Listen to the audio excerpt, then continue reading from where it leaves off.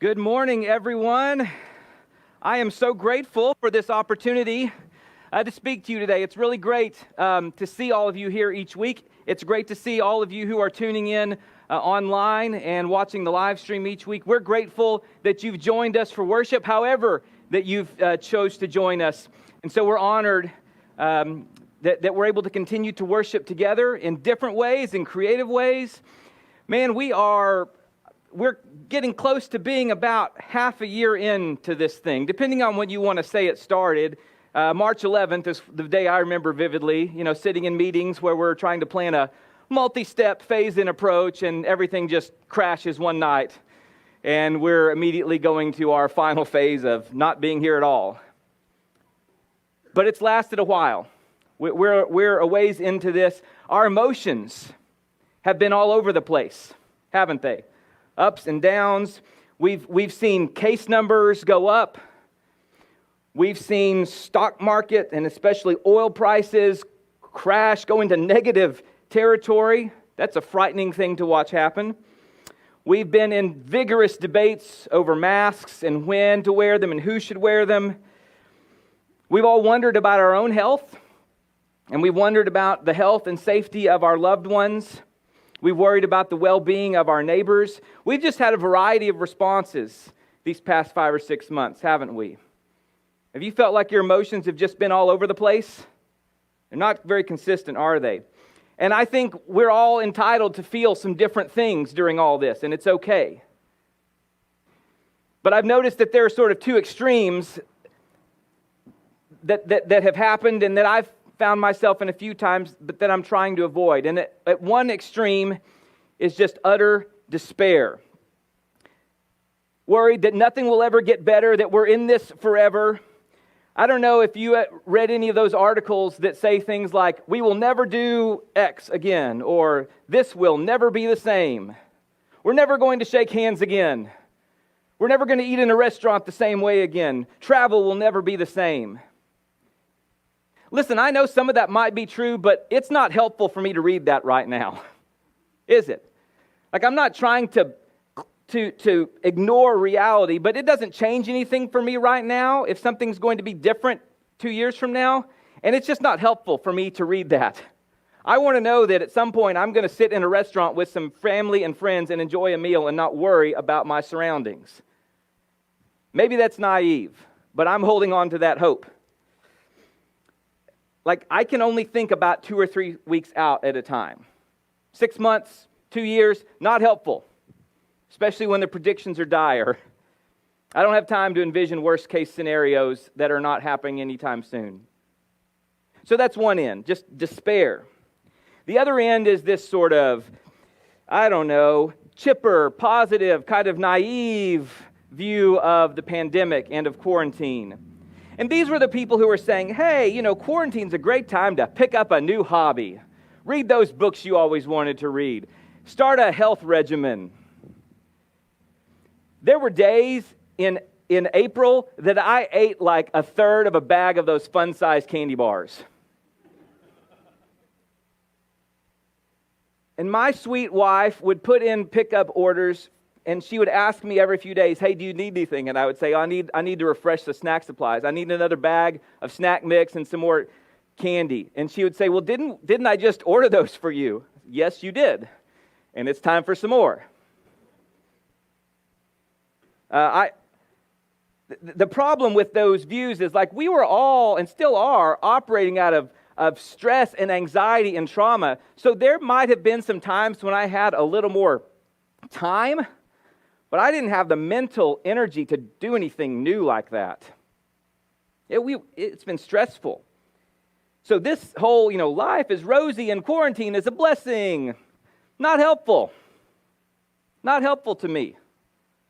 And I suspect maybe not helpful to you. But we do need hope. We do need hope. That's what I want to talk about today. It's easy to despair. So we want to look forward to something. And so what I want to do today for a few minutes is to maybe take us on the road to hope. We don't want to go straight there. There are a few stops along the way. But we want to be in a place of hope most of the time when we can. Okay? So I want to take us on a road to hope. And I want to do that by way of Jesus last week. Jesus last week, he knows what's coming, but his disciples really still don't. And so there's some grim things on the horizon. A brutal execution, the scattering of Jesus' followers. So in his last week, Jesus is laser focused on what's ahead. His disciples are struggling. And so there are a few distinct frames of mind I think we can look at in Jesus last week that might take us on our own road to hope. So first, let's start with what we are pretty sure is the Thursday night before Jesus' crucifixion. So Jesus and his apostles, they share the bread and wine. They have a meal together. Jesus hints and even announces basically that Judas is going to betray him.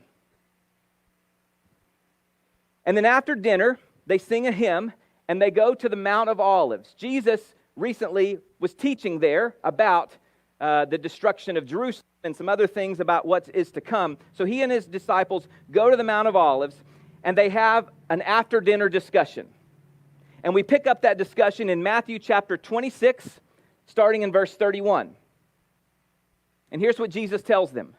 This very night you will all fall away on account of me, for it is written, I will strike the shepherd, and the sheep of the flock will be scattered. But after I've risen, I will go ahead of you into Galilee. Peter replied, even if all fall away on account of you, I never will. Truly I tell you, Jesus answered, this very night, before the rooster crows, you will disown me 3 times. So here we have this story. Peter refuses to believe reality. Jesus tells him what's going to happen. Peter won't believe it. In Peter's mind, that won't happen, or at least it won't happen to me. Peter is in denial of reality. Jesus is telling the truth about the hard times ahead. Peter won't face reality. So our first step might be to face reality. We'll talk a little bit later about what we might do with that. But then the story continues. Now we're at Gethsemane, at the base of the mountain. And in verse 36, Jesus went with his disciples to Gethsemane, and he said to them, sit here while I go over there and pray. He took Peter and the 2 sons of Zebedee along with him, and he began to be sorrowful and troubled. And then he said to them, my soul is overwhelmed with sorrow to the point of death. Stay here and keep watch with me. So in this part of the story, Jesus models open grief. We might expect a strong, confident Jesus, but he admits that he's overwhelmed, and he shows us that side of him. Jesus faced reality when Peter didn't. Now, Jesus admits grief when we expect him not to. So the second step in this week-long journey, actually it's just the same night, is grief. So we've got reality, and then we have grief. Let's talk about the third step in Jesus last week. So the reality and grief culminate in a horrible execution. People are full of despair, but it's not the end of the story. In chapter 28, there's an empty tomb. And we find an angel comforting the 2 women who have come to prepare Jesus' body. And we get a proclamation of the resurrection. In Matthew chapter 28, verse 7, the angel says to the women, go quickly and tell his disciples, he has risen from the dead and is going ahead of you into Galilee. There you will see him. And now I have told you. So now we get to hope. They faced reality. They've admitted grief. Now there's hope. And that hope happens because they've been honest about where things have been and honest about how they've been affected. Jesus has been honest about what's going to happen and honest about his grief. And now There's hope. The story has not ended with despair. It has ended with hope. We see these steps all over Scripture. We see them when we read the prophets who stand up and proclaim the reality of Israel's very tough situation. They have turned away from God. They've turned to idols. They are full of injustice. Their situation is grim. And they call Israel to lament that, to express grief over their idolatry, over their wickedness, to name what has happened and to grieve it. But then the prophets give a note of hope that ultimately God will not abandon His people ever, but that He will come again to rescue them and to restore them. We saw that when we looked at Isaiah this past fall and spring. And many of you noted how the first 39 chapters of Isaiah were mostly reality and grief. And we waited through the winter and we picked back up in the spring and we saw the hope. Where Isaiah 40 begins, comfort, comfort my people. That God's judgment is not the final word, but in fact, there is hope.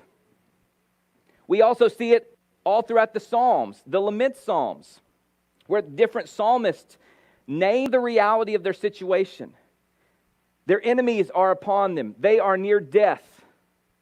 Things are difficult. And they express their grief to God. Where are you? Why aren't you doing something about this? But then almost every lament psalm ends on hope. Ends on a note of confident trust that God is able to help. That God is not abandoning this writer finally. That God is at work to rescue. We see that pattern in so many other places. I suspect that during this pandemic, you have found yourself in all three of those categories at different times, and we know it's not some linear progression where you do one, and you get past it, and then you move to the next one, and you sit there for a while, and then finally, it's just like this, right? We're all over the place, day to day. That's healthy, and that's normal. But I think if we consider these three steps, it might give us a framework for the kinds of feelings that can be healthy on the road to hope. So, some of us need to face reality. There are now 150,000 deaths from the pandemic in the United States, not to mention our friends and neighbors all over the world. It's more than all the war deaths since the Korean War combined. It's more deaths than in World War I. Our economy is recovering in fits and starts. We're all stressed, and any illusion we had of certainty and control has pretty much been shattered, hasn't it? And so sometimes we find ourselves thinking like Peter, hey, this isn't happening, or if it's happening, it's not happening to me. I'll be unaffected. I can just kind of pretend nothing's happening and wake up and this will be over. Or we turn to people like Hananiah in the book of Jeremiah, chapter 28. Jeremiah and other prophets have been proclaiming to God's people a long period of judgment, a long period of difficulty. They have given hope, but it's going to be a while, right? And so Hananiah essentially calls a media availability in front of the temple, on the steps of the temple, and he gathers the priests and prophets in an audience, and he says, hey, this is all just fake. It's just going to be 2 years. It's no big deal. Don't change anything. Hey, I'm a prophet too. I've got prophet credentials, right? Don't worry about this. And he said that because people were desperate to hear that. They wanted to hear that this was no big deal. And yet, Hananiah was proven to be false. In the end, that kind of reality denial is proven wrong. And I know that's why a lot of conspiracy theories tend to flourish. Sometimes it's by people with really bad intent, I know. But often it is received by people who don't have bad intent. They're just desperate to find some other answer because we believe, surely this isn't happening. Surely we can fix this quickly. How on earth can we not have a solution yesterday? And yet we're forced to admit reality that none of those things are true and that this is going to take a while. So some of us need to admit reality that we can't fix this quickly. There's no way to have hope for a better future if we can't name the difficult reality that we're in.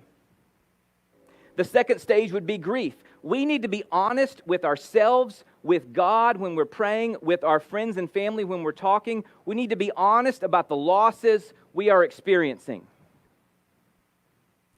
Lost lives, lost income, lost moments, graduations, weddings, funerals, relationships, certainty, peace and calm, routines, friends, school, sanity. I know a lot of you parents right now are really concerned. You're grieving the normalcy for your lives, for your kids' lives. You don't know what this next year will hold, and you are being forced to make some very, very difficult decisions. Educators are in the same boat. They want to serve these kids. They're being forced to make some very, very difficult decisions. And there's a lot of grief involved in those difficult decisions over what we've lost. And we got to be honest about that. This is hard. And we can't pretend like this isn't affecting us. If the psalmists and if Jesus can express grief openly, then we can be honest with God and we can be honest with others about our grief. So some of us need to face reality. Some of us need to allow grief. Finally, some of us need to embrace hope. Those first two stages are important, but we sure don't want to get stuck there, do we? We don't want to get stuck just thinking about how bad it is. We want to embrace some form of hope that is informed by solid background. So maybe we need to use our imaginations to envision what might be ahead. I want you to imagine with me for a minute as we close. Imagine a scenario.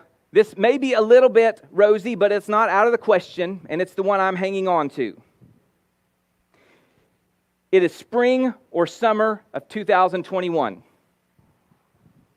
There is at least one safe, effective, endorsed vaccine that is being distributed. Our kids are back in school or are getting ready to go back to school to be with their friends. Teachers and staff and educators feel safe and protected.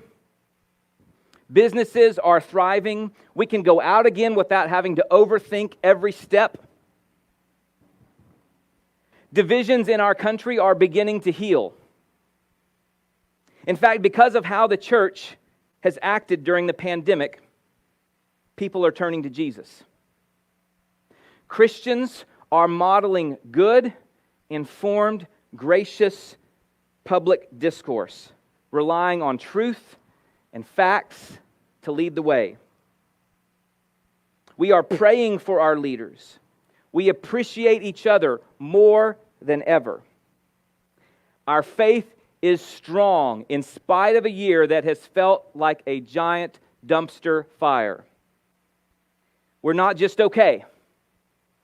We're thriving. Please don't lose hope in that kind of future, folks. Don't lose hope in it. There is great things ahead. But our hope as Christians is not just in a vaccine. It's not just in the return to a life we enjoy. It's not just in our own ability to rise to the challenge. If we take this back to the story in Matthew, our hope ultimately rests in the resurrection of Jesus Christ. So don't lose hope. Of all people, Christians should model good, deep hope for the world. It's not a naive, baseless hope.